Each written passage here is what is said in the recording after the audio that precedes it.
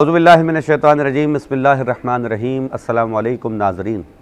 Programme نذرانہ عقیدت کے ساتھ میں ہوں آپ کا میزبان سید عمران مہدی۔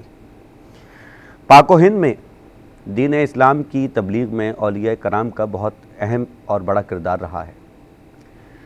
ان اولیاء اللہ نے اسلام کے آفاقی پیغام کو اپنے کردار میں ڈھال کر دنیا کے سامنے پیش کیا۔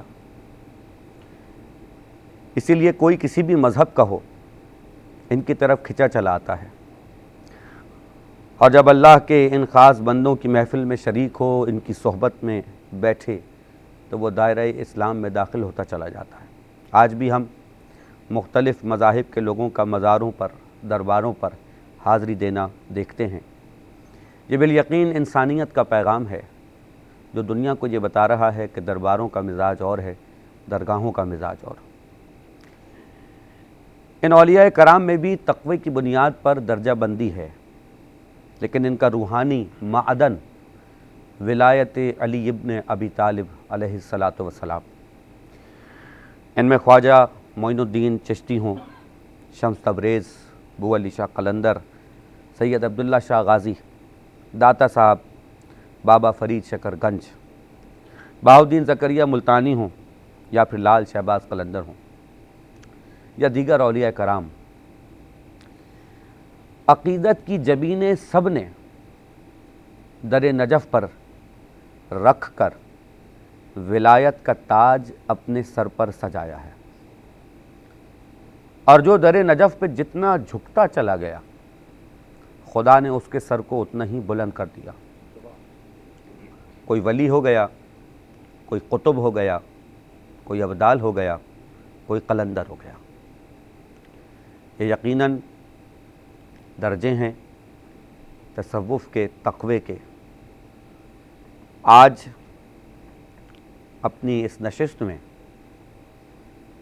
ہم پاک و ہند کی ایک انتہائی علمی اور روحانی شخصیت کہ جو قلندر کے درجے پر فائز ہوئی، حضرت لال شہباز قلندر کا تذکرہ کرنے کی سعادت حاصل کریں گے۔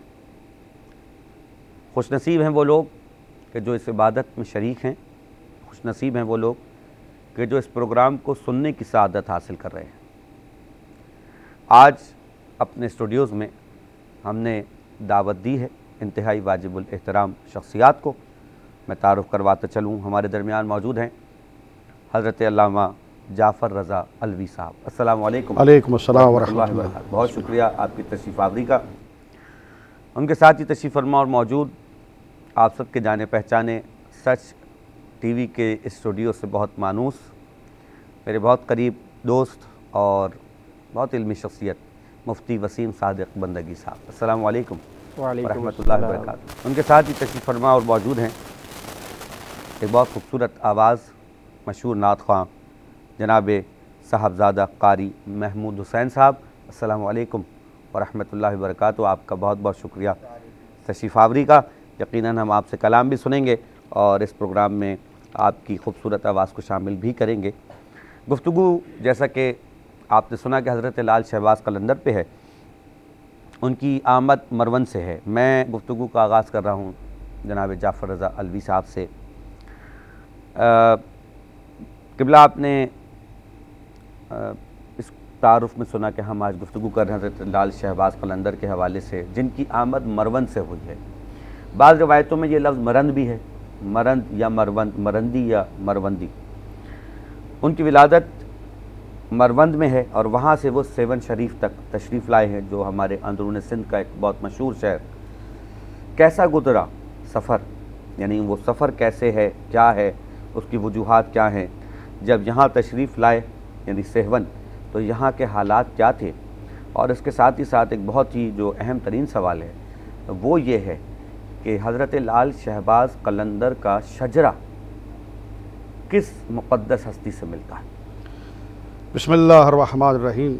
بہت شکریہ جناب علی، آپ نے مجھے یہ شرف بخشا، اور خصوصاً سچ ٹی وی کا بہت شکریہ کرتا ہوں کہ اولیاء اللہ کے تعارف کے حوالے سے، ان کی ہسٹری کے حوالے سے، خصوصاً لال شہباز قلندر کے متعلق آج اس پروگرام کو نشر کرنے کے حوالے سے ایک انہوں نے کوشش کی. سرکار حضرت لال شہباز قلندر کا نام نامی اسم گرامی سید شاہ حسین ہے. واہ واہ. اور آپ کے جد امجد حضرت ابراہیم مجاب ہیں. ابراہیم مجاب. حضرت ابراہیم مجاب جو ہیں ان کی مرکز اقدس قبر اطہر حضرت امام حسین علیہ السلام والسلام کے حرم میں ہے، کربلا میں. سبحان اللہ سبحان اللہ. اور آپ کو مجاب کیوں کہا جاتا ہے؟ یہاں ہمارے پاکستان میں ان کو کہا جاتا ہے ابراہیم جوابی، مگر عراق میں ان کو کہا جاتا ہے ابراہیم مجاب. مجاب کیوں کہتے تھے؟ بالکل. حضرت ابراہیم مجاب بہت بڑے فقیہ تھے جناب، اور بہت بڑے عالم تھے. جس دور میں حضرت ابراہیم مجاب کربلا میں تھے، یہ وہ دور تھا کہ جس دور میں قرآن مجید نذر آتش کیے گئے تھے. اللہ اکبر. قرآن مجید کے حافظ قتل کیے گئے تھے، کتابوں کو دریا برد کیا گیا تھا. تو کچھ ایسے مسائل ہوا کرتے تھے کہ جو علم و معرفت کے حوالے سے جن کا جواب ابراہیم مجاب سے لینا چاہتے تھے لوگ، تو مہم مسئلے کے لیے امام حسین علیہ السلام کی قبر اطہر پر ایک خط لکھ کر، مسئلہ لکھ کر ابراہیم مجاب رکھ دیا کرتے تھے. اللہ. اور پھر امام حسین سے توسل کرتے، نوافل پڑھتے، دعائیں پڑھتے، قرآن کریم کی تلاوت کرتے.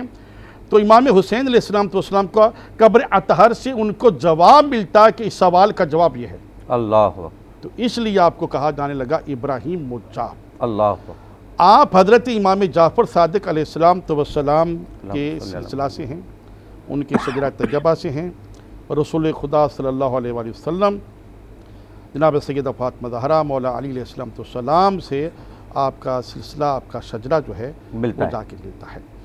اور ابراہیم مجاب نے سرکار شاہ حسین کی بہت ہی اعلیٰ تربیت کی، تعلیم، اور خصوصاً اس تعلیم کے ساتھ، اس علم کے ساتھ معرفت، کیونکہ علم ہونا اور بات ہے اور صاحب عرفان ہونا اور بات ہے. بے شک بے شک بے شک بے شک. نہایت ہی زہد و تقویٰ کی منزل پر فائز تھے.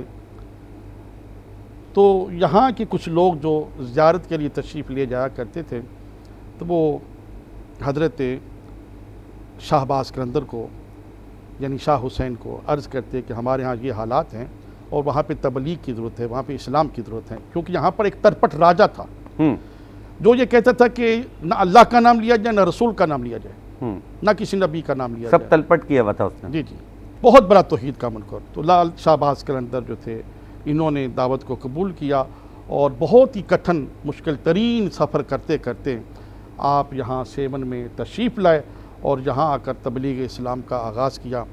انبیاء علیہ السلام کی سیرت طیبہ، اہل بیت طہار کی سیرت طیبہ، صحابہ کرام کی سیرت طیبہ، شہدائے کربلا کا تذکرہ، شہدائے کربلا کا تذکرہ، ان کی ہسٹری، اور امام حسین علیہ السلام نے اتنا بڑا قیام کیوں کیا، کس وجہ سے کیا، وہ سارا جو امام حسین علیہ السلام کا ایک قربانی کا سلسلہ تھا، جو 10 محرم کے دن کربلا میں امام حسین علیہ السلام نے ادا کیا اور اتنی بڑی قربانی دی، اس کو اجاگر کیا سرکار لال شہباز قلندر نے. بہت بڑے عزادار، بہت بڑے عزادار تھے، اور تبلیغ کی حسینیت پھیلائی. واہ. اور غیر مسلموں کو آپ نے کلمہ پڑھوایا، اپنے اخلاق سے، اپنے تقوی سے، اپنی پرہیزگاری سے. سبحان اللہ. ان کو منوا لیا کہ اسلام کیا ہے، دین کیا ہے، قرآن کیا ہے، قرآن کیا کہتا ہے. اور اس طرح سے سندھ میں قرآن کی تعلیم کو عام کیا، انبیاء کی تعلیم کو عام کیا، خدا کے فرامین کو عام کیا. سبحان اللہ. اور تھوڑا سا میں ایک یہاں پہ پوائنٹ عرض کروں گا کہ یہاں پر سرکار نے ایک سیون میں لال باغ میں اپنا قیام کیا. ان کے نام سے مشہور ہے لال باغ. آج بھی ہے.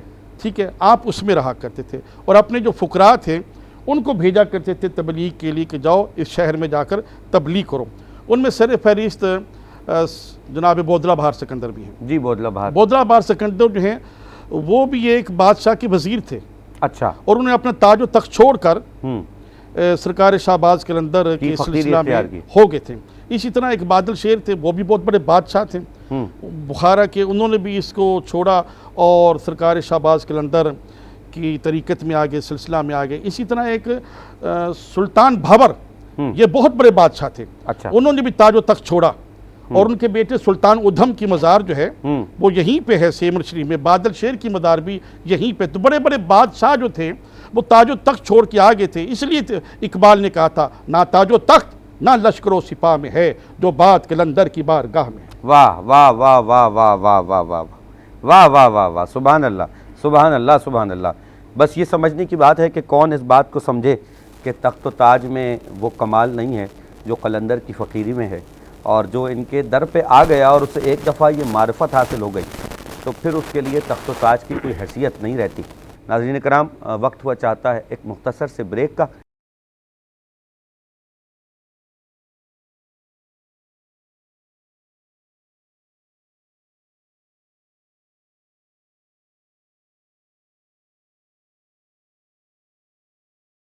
بریک کے بعد ایک مرتبہ پھر خوش آمدید۔ ناظرین کرام، گفتگو ہے حضرت لال شہباز قلندر کی شخصیت کے حوالے سے۔ بریک پہ جانے سے قبل بہت خوبصورت گفتگو آپ نے سماعت فرمائی اور بہت جامع جواب سماعت فرمایا حضرت لال شہباز قلندر کی مروان سے سیون شریف آمد اور ان کے کمالات کے حوالے سے۔ مفتی وسیم صادق بندگی صاحب کے خطے میں اولیاء کرام نے اسلام کی اشاعت میں کیا کردار ادا کیا، بالخصوص حضرت لال شہباز قلندر؟ اعوذ باللہ من الشیطان الرجیم، بسم اللہ الرحمن الرحیم۔ یا ایہا الذین آمنوا اتقوا اللہ وکونوا مع الصادقین، صدق اللہ العظیم۔ کتنے غوث، کتنے ابدال، قلندر کتنے، کتنے غوث، کتنے ابدال، قلندر کتنے، تیرے عشق میں ڈوبے ہیں سمندر کتنے۔ واہ۔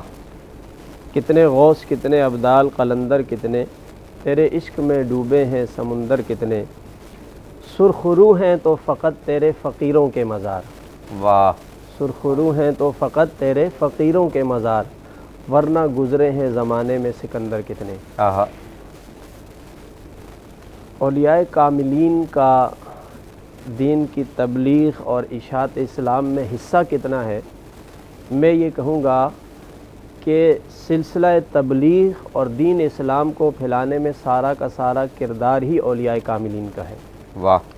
کیونکہ اگر ہم دین اسلام کو پریکٹیکل دیکھنا چاہتے ہیں، وہ جو قرآن کے اندر ایک تھیوری ہم پڑھتے ہیں، احادیث کے اندر ایک تھیوری ہم پڑھتے ہیں، اور دین اسلام کے جو احکام ہیں، اخلاقیات ہیں، وہ جتنی تھیوری ہم پڑھتے ہیں، اگر اس کو پریکٹیکل لائف میں دیکھنا ہے تو وہ ہمیں اولیاء کاملین کی زندگی میں نظر آتی ہے۔ بے شک۔ اور یہی وہ مؤثر ترین ذریعہ ہے دین اسلام کو پھیلانے کا، اور یہی کام اولیاء کاملین اور صالحین نے کیا ہے۔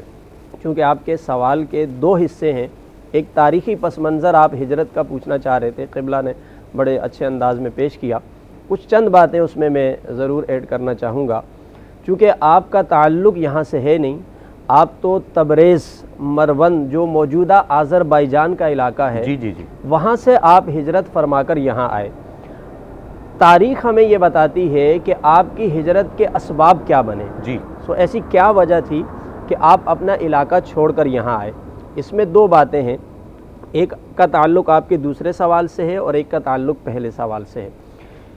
مورخین نے یہ بات لکھی ہے، بعض مورخین تو اس حوالے سے بالکل جو ہے وہ خاموش نظر آتے ہیں کہ آپ کی ہجرت کا سبب کیا بنا، لیکن بعض نے یہ پہلو لکھا ہے کہ یہ جو طوفان تاتار چلا تھا، چنگیز خان جو کہ اس کی قیادت میں ایک اسلامی جتنی بھی سلطنتیں قائم تھی اس پر حملوں کا ایک سلسلہ جو بنا تھا، تاتاری، جی ہاں تاتاری، تو یہ اس کے پس منظر میں یہ اسباب پیدا ہوئے کہ آپ نے اس علاقے سے ہجرت فرمائی، اور یہی وجہ حضرت خواجہ بہاؤالدین زکریہ ملتانی رحمۃ اللہ تعالی علیہ، آپ کے جو جد امجد تھے وہ بھی خراسان سے ہجرت کر کے جو ہے وہ اس علاقے میں آئے تھے، اور اس کا سبب بھی یہ بنا تھا۔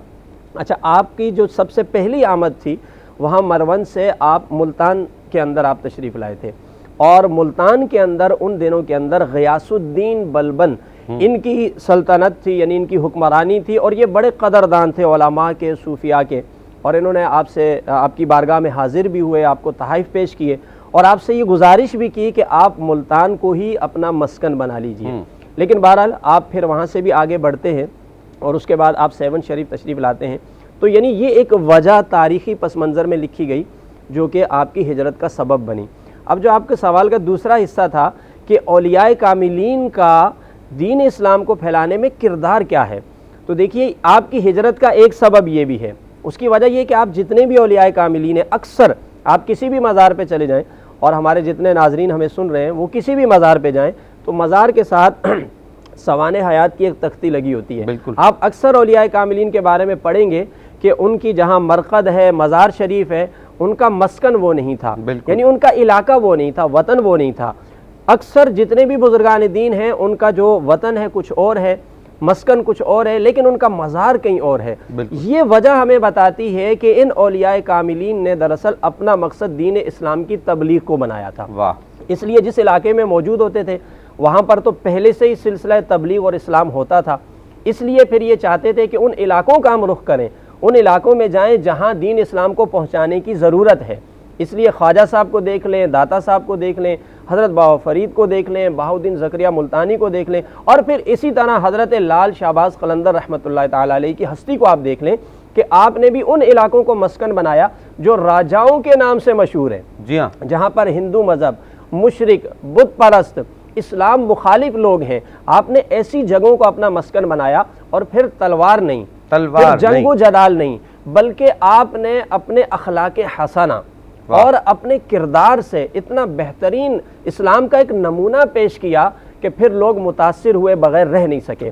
تو جو آپ کا سوال ہے نا کہ اولیاء کا کردار کیا ہے، اسلام پھیلانے میں سارا کا سارا کردار اولیاء کاملین کا ہی ہے. سبحان اللہ. بلکہ اس خطے کے اندر آپ دیکھیں تو آپ کو بیشتر مزارات، بڑی بڑی ہستیاں نظر آتی ہیں. جی. اس سے ہمیں یہ پتہ چلتا ہے کہ یہ ہمارے محسنین ہیں ان علاقوں کے، کیونکہ ان کی وجہ سے آج الحمدللہ ہم دائرہ اسلام میں ہیں کہ انہوں نے یہاں پر سلسلہ تبلیغ شروع کیا، مسلمان ہوئے لوگ، ان کی نسلیں آگے بڑھتی رہی. آج اس پورے خطے کے اندر آپ دیکھتے ہیں کہ اسلام کا پرچم لہرا رہا ہے. سبحان اللہ. سبحان اللہ. سبحان اللہ. بالکل یہ بات حقیقت ہے کہ یہ اولیاء کرام ہمارے محسن ہیں، اور انہوں نے اس بر صغیر میں بالخصوص ہندوستان پاکستان میں اس اسلام کے پیغام کو عام کیا ہے.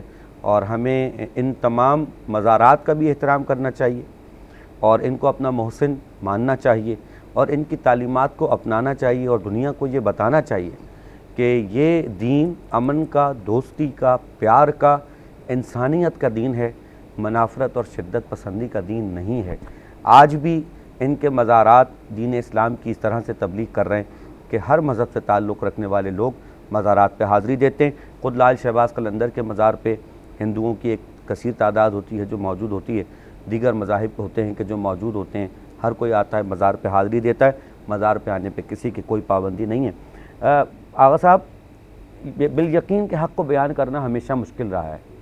آپ چاہے آج کا دور لے لیں یا حضرت آدم سے لے کے سرکار ختمی مرتبت اور پھر تمام زمانہ، جس آدمی نے بھی حق کے لیے آواز بلند کی اس کو مشکلات کا سامنا کرنا ہی پڑا. اور جیسا کہ آپ نے شروع میں فرمایا کہ بڑا مشکل سفر گزارا، تو اب جب جناب لال شہباز قلندر یہاں پہنچ گئے سہون، تو کچھ اس پہ روشنی ڈالیے کہ کتنا عرصہ آپ کا قیام رہا، اور وہاں پہ کن کن مشکلات کا آپ کو سامنا کرنا پڑا. کیونکہ جو راجہ تھا، تلپٹ راجہ، وہ ظاہر ہے کہ اس وقت اسٹیٹ تھی، ریاست تھی، کیا کیا مشکلات اٹھائیں، جس کی ایک تصویر ہمیں بودلے بہار کی صورت میں نظر آتی ہے. الٹی بستی جو ایک ہمیں نظر آتی ہے، کچھ ذرا اس کے حوالے سے بیان فرمائیے. جی، جو گزشتہ سوال تھا اس میں نہ بتا سکا سرکار کی ولادت کے حوالے سے. سرکار کی جو ولادت ہے اس کی جو ڈیٹ ہے 15 سے 18 شعبان کے درمیان میں ہے. اچھا آغا صاحب، ایک وقت ہوا چاہتا ہے ایک مختصر سے بریک کا، تو سوال بڑا قیمتی ہے میرا، تھوڑا تجسس باقی رہے. واپس آتے ہیں، ایک مختصر سا بریک کے بعد واپس آئیں گے، جواب لیں گے. سچ کے ساتھ رہیے.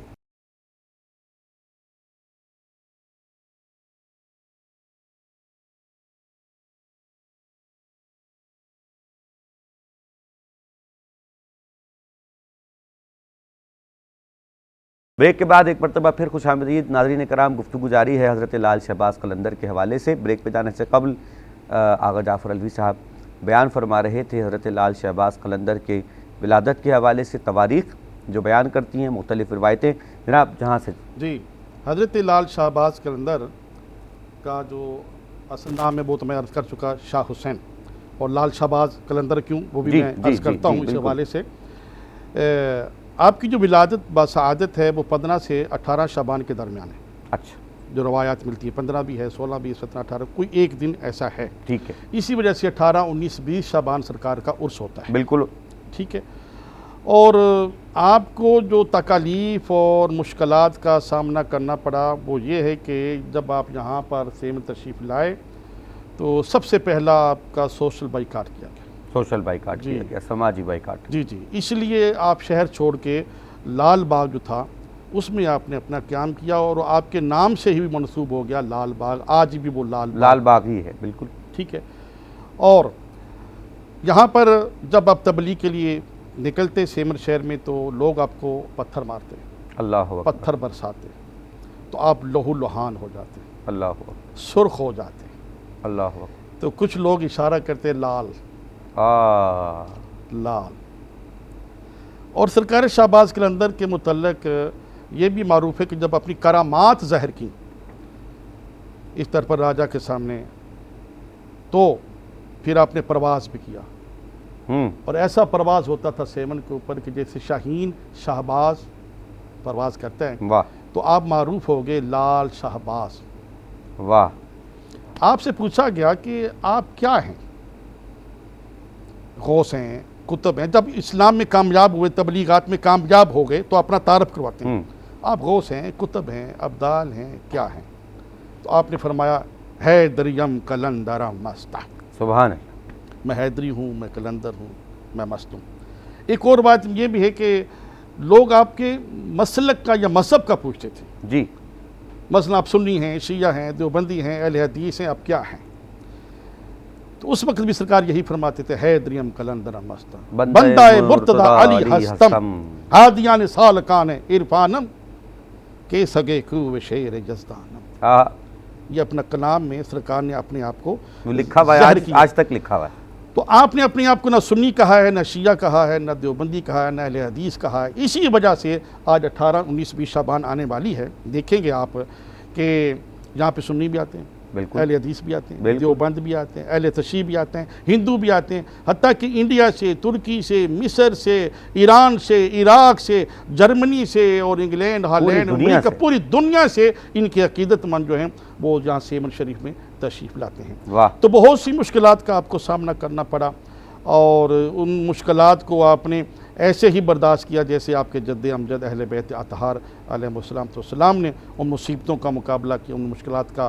میں ٹائم زیادہ نہیں لینا چاہتا، اس لیے میں نے مختصر کر دیا کہ بہت ہی مصیبتوں کا مقابلہ کیا، آخر پر پرچم حضرت عباس جو تھا وہ ترپر راجہ کے محل کے سامنے نصب کر دیا، اور آپ کی وہ فتح و کامیابی کا اہم دن تھا جس دن آپ نے پھر نعرہ لگایا حیدریم کلندرم مست، سبحان اللہ، میں حیدری ہوں، میں کلندر ہوں، میں مست ہوں۔ سبحان اللہ، کیا کہنے، بڑا ہی خوبصورت جواب۔ ظاہر ہے کہ عقیدت سے بھرپور اور اہل بیت کے ذکر سے رچی ہوئی، بسی ہوئی، مہکتی ہوئی گفتگو۔ جب اتنی رچی بسی گفتگو ہو رہی ہے، ماحول معطر ہے ذکر اہل بیت سے، تو کیوں نہ اس میں ایک خوبصورت آواز کو شامل کر لیا جائے، اور ہمارے درمیان ایک خوبصورت آواز موجود ہیں جناب محمود حسین صاحب۔ تو ملتمس ہوں آپ سے کہ کلام اگر آپ پیش فرمائیں تو ہماری اس محفل میں چار چاند لگ جائیں گے، جناب علی۔ تیرے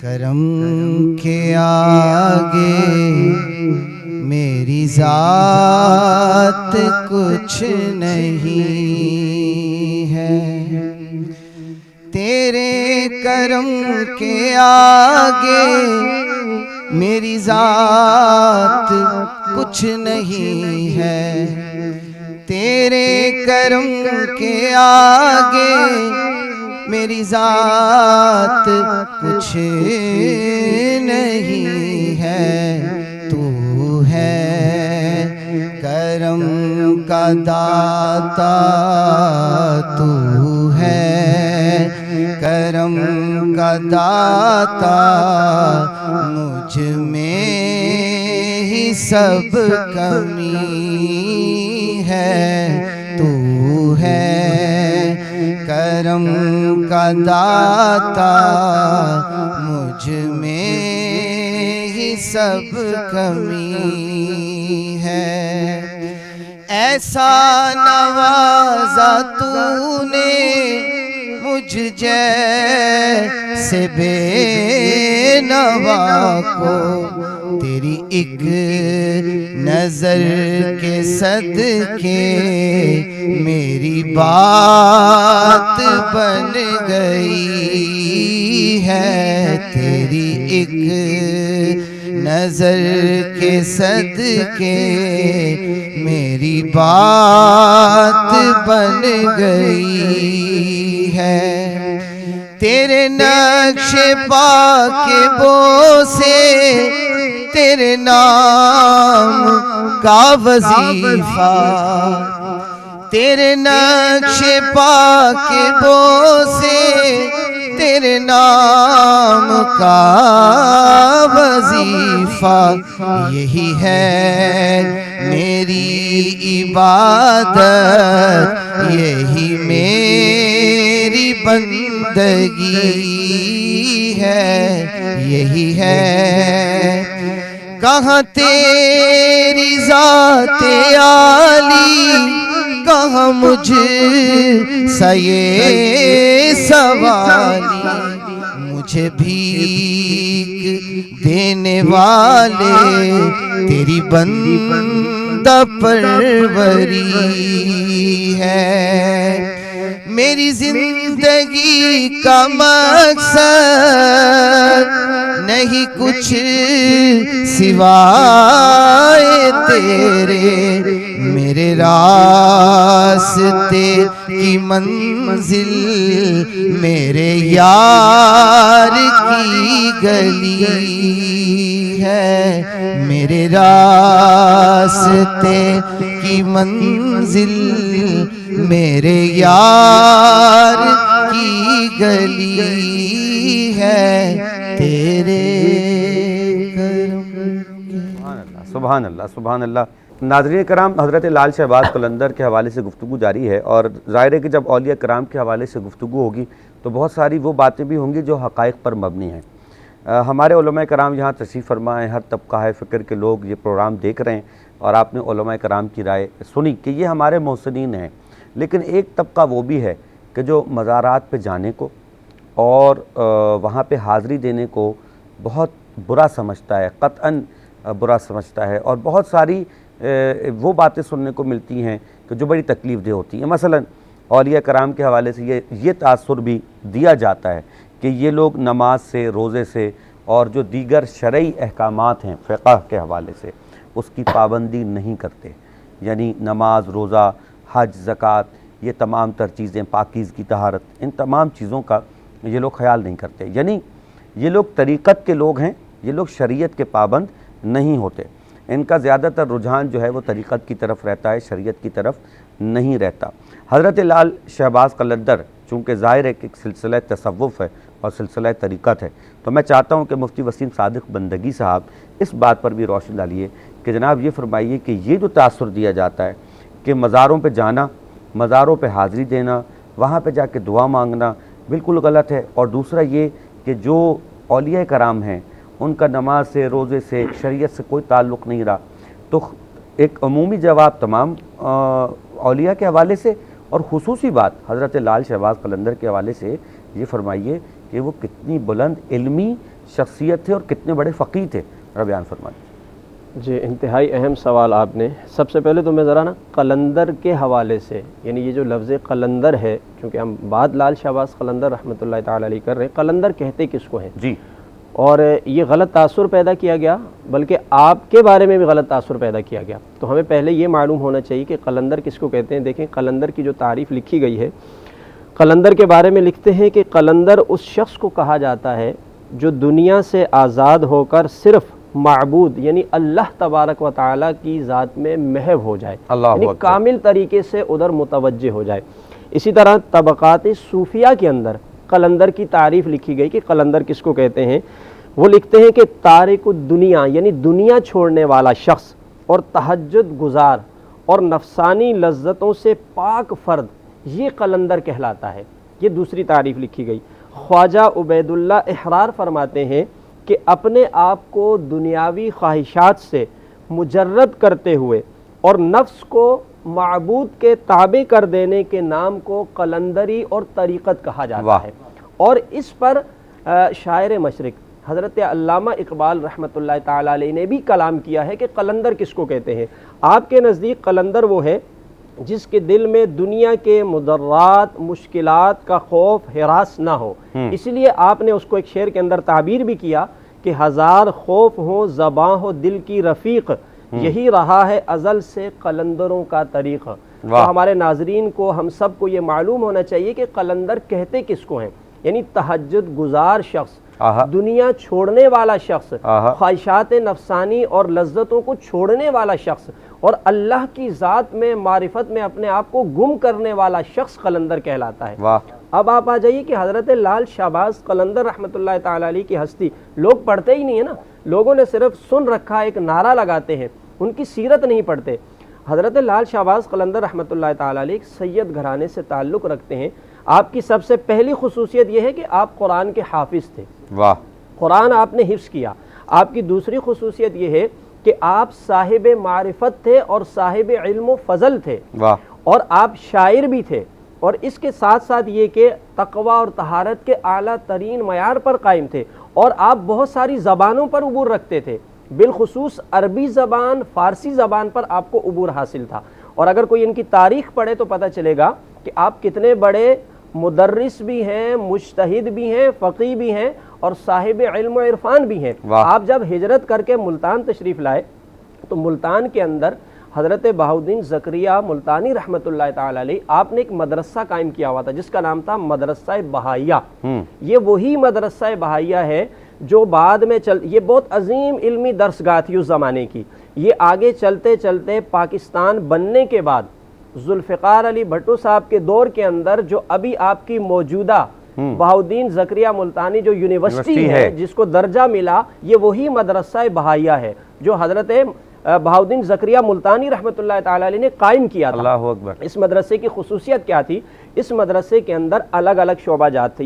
یہاں درس و تدریس کا ایک سلسلہ الگ شعبہ قائم تھا، اور تبلیغی سرگرمیاں قائم کرنے کے لیے ایک الگ شعبہ قائم تھا، اور اس کے اندر الگ الگ زبانوں کے شعبہ جات قائم تھے۔ یعنی اس ادارے کا کام یہ ہوتا تھا کہ اس ادارے کے اندر ہر زبان کے الگ الگ شعبے بنا کر لوگوں کو سکھایا جاتا تھا۔ مثلا ایک شخص نے انڈونیشیا جانا ہے، وہاں تبلیغ کرنی ہے، تو وہاں اس کو پہلے اس کی زبان بھی سکھائی جاتی تھی انڈونیشیا کی، پھر دینی علوم سکھائے جاتے تھے، پھر اس کو تربیت دینے کے بعد وہاں بھیج دیا جاتا تھا۔ اس ادارے کا نام میں اس لیے لے رہا ہوں کہ جتنا پائے کا ایک ادارہ، اس کے اندر درس و تدریس کے ساتھ منسلک رہنے والے حضرت لال شہباز قلندر رحمۃ اللہ تعالیٰ نے، یعنی آپ نے ایک عرصے تک اس ادارے کے اندر آپ نے لوگوں کو پڑھایا ہے۔ اور جب آپ ہجرت کر کے وہاں تشریف لائے تھے، جیسے پہلے میں نے عرض کیا کہ غیاث الدین بلبن کا زمانہ تھا، تو اس نے بڑی گزارش کی آپ سے وہاں رکنے کے لیے، لیکن آپ نے منع فرمایا۔ اس نے ایک علمی مشاعرہ جو ہے رکھا، اس کے اندر عربی کے اندر یعنی علمی مشاعرہ رکھا، جس میں حضرت لال شہباز قلندر رحمۃ اللہ تعالی علیہ بھی حاضر تھے۔ تو بہرحال کہنے کا مقصد یہ ہے طریقت اور شریعت الگ نہیں ہے۔ میں اس کی بس بالکل آخر میں ایک چھوٹا سا اختصار کے ساتھ کلام کو سمیٹتے ہوئے، طریقت کی جو تعریف حضور داتا گنج بخش علی اجویری علیہ رحمہ نے کشف المحجوب میں کی ہے، آپ فرماتے ہیں کہ جو دین اسلام جو تھیوری ہے اس کا جو پریکٹیکل ہے اخلاقیات، اس کا نام ہے طریقت۔ اور ہمارے زمانے میں لوگوں نے طریقت کو شریعت سے الگ کر دیا، یعنی طریقت عین شریعت پر عمل کرنا ہے۔ سبحان اللہ، سبحان اللہ، طریقت عین شریعت پر عمل کرنا ہے۔ بہترین جواب، بہت خوبصورت گفتگو۔ وقت ہوا چاہتا ہے ایک مختصر سے بریک کا، بریک پہ جاتے ہیں، واپس آئیں گے، کہیں نہیں جائیے، سچ کے ساتھ رہیے۔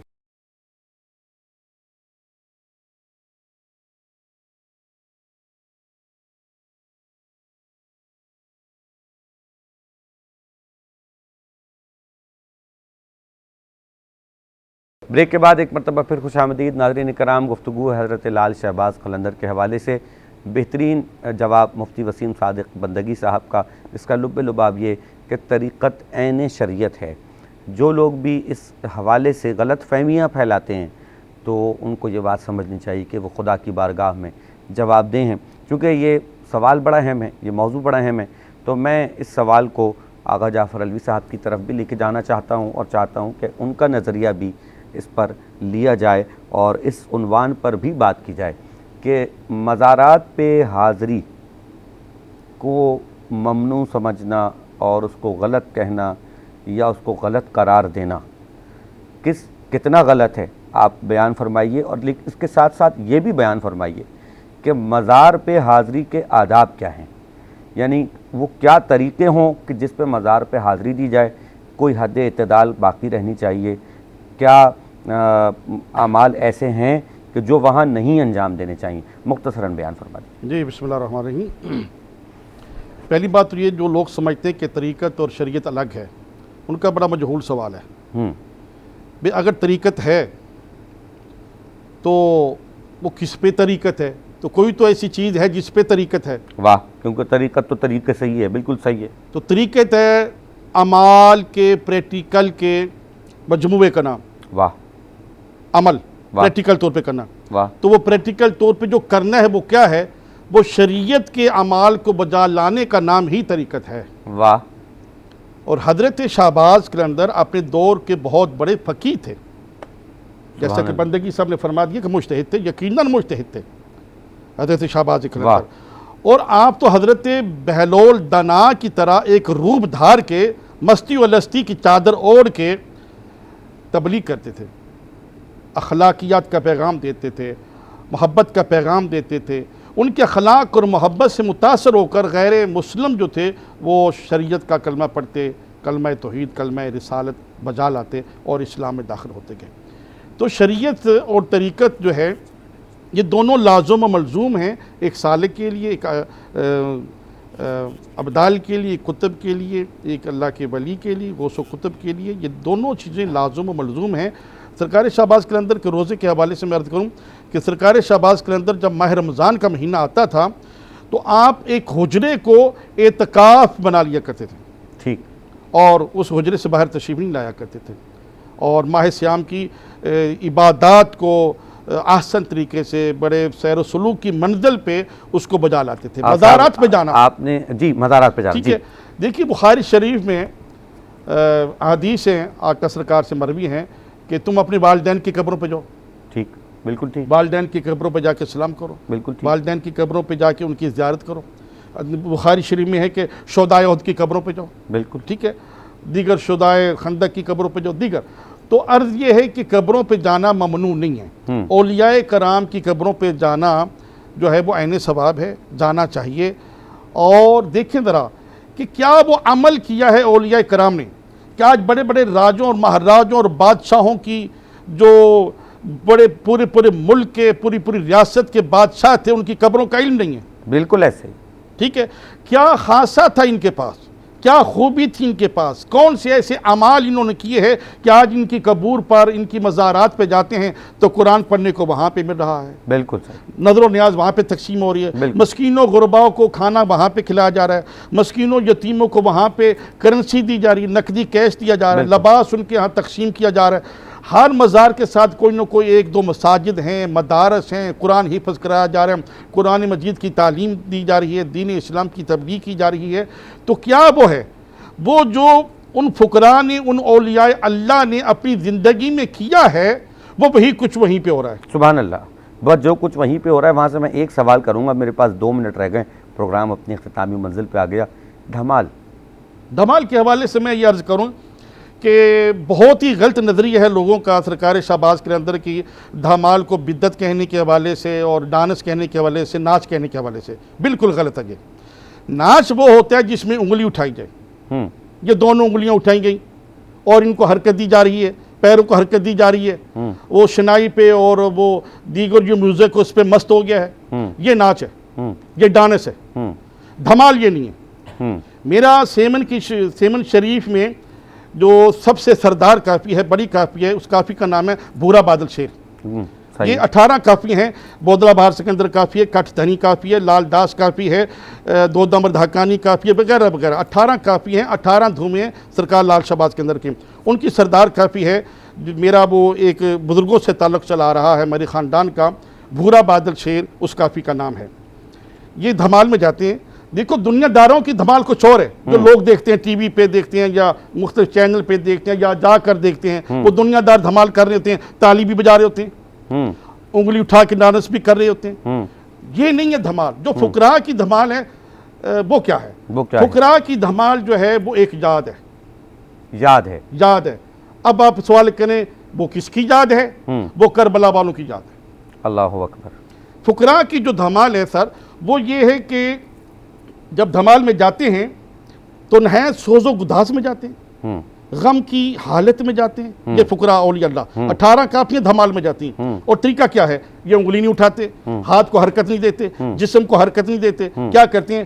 ایک پاؤں آگے اٹھاتے ہیں، ایک پاؤں پیچھے کرتے ہیں، ایک پاؤں آگے کرتے ہیں، ایک پاؤں پیچھے کرتے ہیں۔ کیوں؟ کہتے ہیں یہ یاد ہے۔ سید حسن دریا کافی برا بادل شیر کے جو سجادہ نشین سرکار لال شہباز کے اندر کے سجادہ نشین تھے، ان سے علماء نے پوچھا، میں بھی اس میں شامل ہوں، کہ یہ کیا ہے؟ آپ نے فرمایا یہ دھمال جو ہے یہ ڈانس، یہ ناچ نہیں ہے، یہ یاد ہے امام حسین علیہ السلام شہزادہ علی اصغر کو لے کے خیمہ سے کبھی باہر آتے تھے، اللہ اکبر، کبھی اندر لے جاتے تھے، اللہ اکبر، کبھی باہر آتے تھے، کبھی اندر لے جاتے تھے۔ یہی وہ شہباز کلندر نے کر کے دکھایا۔ باقی رہا یہ مسئلہ کہ وہاں عورتیں دھمال کر رہی ہوتی بال کھول کے، بھئی عورتوں کو وہاں پہ دھمال کرنے کا حکم نہیں ہے، بس نہ ہی وہاں عورتیں دھمال کرتی ہیں۔ وہ کیا مسئلہ ہے وہ بھی میں ذرا آج سچ چینل کے ذریعے عوام کے سامنے پیش کر دوں۔ جی جو جنات کی مریض خواتین ہوتی ہیں، جی جن پہ جنات حاوی ہو جاتے ہیں، مسلط ہو جاتے ہیں، وہ عاملین سے جن سے وہ یعنی کہ جنات نہیں نکل سکتے، وہ خواتین اس عقیدے سے وہاں پہ آتی ہیں، ان کے ورثاء اس عقیدے سے لے کے وہاں پہ آتے ہیں کہ سرکار لال شہباز قلندر کے در پہ آ جائیں۔ تو اس میں کیا ہوتا ہے؟ وہ جنات کی حاضری ہو جاتی ہے۔ اچھا، جنات کی جب حاضری ہو جاتی ہے تو اس میں وہ خود بخود بیچاریوں کو ہوش نہیں ہوتا، ان کا دوپٹہ اتر جاتا ہے، بڑی کوشش کر رہی ہوتی ہیں ان کی ماں بہنیں بیٹیاں ان کے سر پہ دوپٹہ دیں، مگر اس وقت وہ جنات سرایت کر چکے ہوتے ہیں، وہ اس وقت ان کے سروں سے دوپٹہ اتر چکا ہوتا ہے۔ ورنہ جو فقر کی طریقت کی طرف سے ممنوع ہے کہ بغیر پردہ کے اولیاء اللہ کے مدار پہ نہ آیا جائے، پردے کے ساتھ اولیاء اللہ کے مدار پہ آیا جائے۔ آپ کا شکریہ، بہت آپ کا شکریہ، بہت خوبصورت وضاحت، ہر بات کی بڑی خوبصورت وضاحت جناب آغا جعفر علوی صاحب، آپ کا بہت شکریہ۔ مفتی وسیم صادق بندگی صاحب آپ کا شکریہ، جناب محمود حسین صاحب آپ کا بہت بہت شکریہ۔ اختتام آپ کے کلام پہ ہی کریں گے، چونکہ تذکرہ کر دیا حضرت علی اصغر کا، اور بالیقین کہ یہی ہے حق کہ جب کبھی گفتگو اللہ کی ہو تو اختتام کربلا والوں کا تذکرہ ہو جائے، اور اسی پر ہم اپنے پروگرام کا بھی اختتام کریں گے۔ بہت شکریہ تمام ناظرین کرام کا۔ آپ کا میزبان سید عمران مہدی آپ سے اجازت چاہتا ہے اس دعا کے ساتھ کہ پروردگار عالم ہمیں اپنی معرفت عطا فرمائے، اپنا قرب عطا فرمائے، اور ہمیں دنیا کی حقیقت کو سمجھنے کی توفیق عطا فرمائے۔ ملتمس ہوں جناب محمود حسین صاحب سے کہ وہ کوئی کلام پیش کریں، اور اس پر ہی ہمارے پروگرام کا اختتام ہوگا۔ السلام علیکم ورحمۃ اللہ وبرکاتہ۔ پڑھنا قصیدہ سارے لگاؤ، سارے لگاؤ نعرہ علی دا، پڑھنا قصیدہ علی مولا علی مولا علی مولا علی مولا علی مولا علی مولا علی مولا علی مولا زہرا دا شوہر پیرا دا پیرے میں کی ڈسے واں کتنا میرے، زہرا دا شوہر پیرا دا پیرے میں کی ڈسے واں کتنا میرے، تحت و سراتوں عرش اولا تئیں، تحت و سراتوں عرش اولا تئیں سارے دسار